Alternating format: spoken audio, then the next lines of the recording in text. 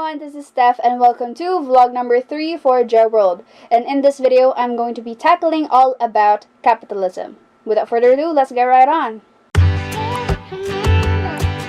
So, first question, is capitalism unstable? Well, the answer to that is yes, it is. In fact, capitalism needs to be unstable in order to work. Why? This is because capitalism only cares about making money and profit. Anything outside of that scope is considered nonsense. Now, in order to make more money, capitalists need to partake in an unstable culture of change and evolution.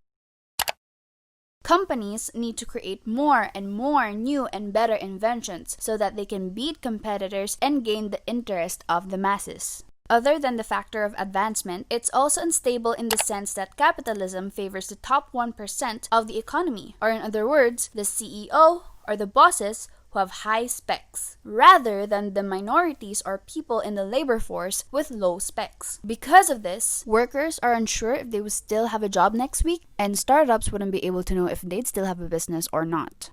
However, I'd also like to point out that there's stability in capitalism, but in most cases, it only happens when there's bankruptcy or when the economy is dead. Stability in the financial world occurs mostly when nothing is happening, so with that, it's not really a good thing.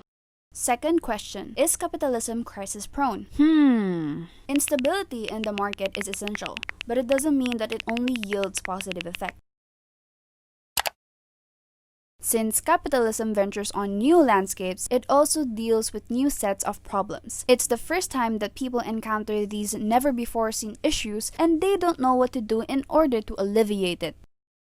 That's why it grows worse and worse over time until it becomes a big crisis. So to answer your question, yes, definitely, capitalism is indeed crisis prone. To expound on the crisis caused by capitalism and its effects, I'll be specifically tackling two big events: the 1997 Asian financial crisis and the 2007 to 2008 global recession. So, the 1997 Asian financial crisis, or also known as the Asian contagion.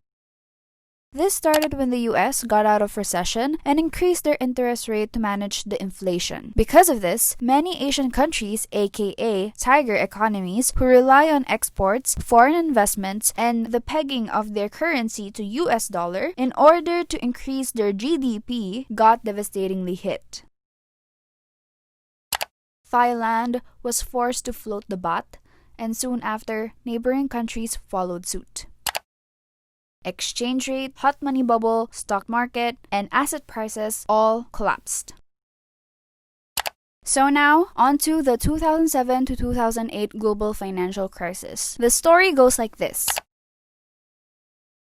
Investment bankers bought a bunch of mortgages from lenders and sold them to investors. Mortgages are a huge amount of loan taken in order to buy houses. Since the US house pricing keeps increasing, many investors wanted to buy these mortgage-backed securities until nothing was left. So to find a way around the lack of supply, lenders took the risk and sold subprime mortgages instead. Subprime mortgage are mortgage that have bad credit borrowers, whom are people with high probability of making a default since they don't have money to pay for the houses.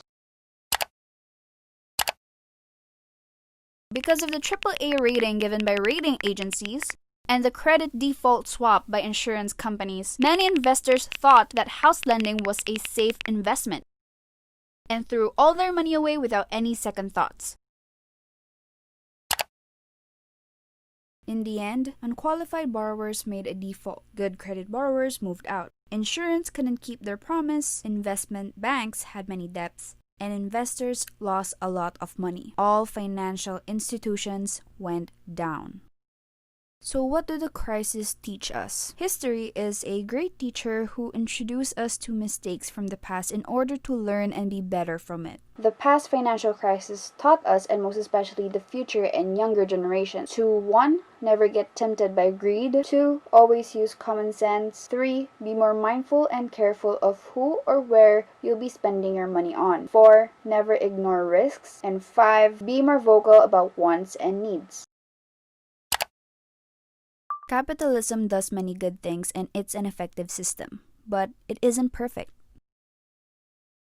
There needs to be changes so that its influences are more spread out and are more focused to the 99% of global population, aka the real economy, instead of only the top 1%. Thankfully, right now, seniors who have lived through the mentioned financial crisis have been making strict fiscal, growth, and monetary policies and regulations focused on the expansion of credit, long-term financing, and debt restructuring in order to strengthen national financial security. Because of these reforms, countries are now less prone to domestic financial issues. With more adjustments like this, there will come a time where countries wouldn't only withstand internal financial problems but also external ones as well. It took 2 decades to pick up ourselves after the crisis. It will take more in the future if we don't do anything about capitalism. So that's it for this video. Hope you like it. I'm sorry if it's a long one, and hope to see you in my next one.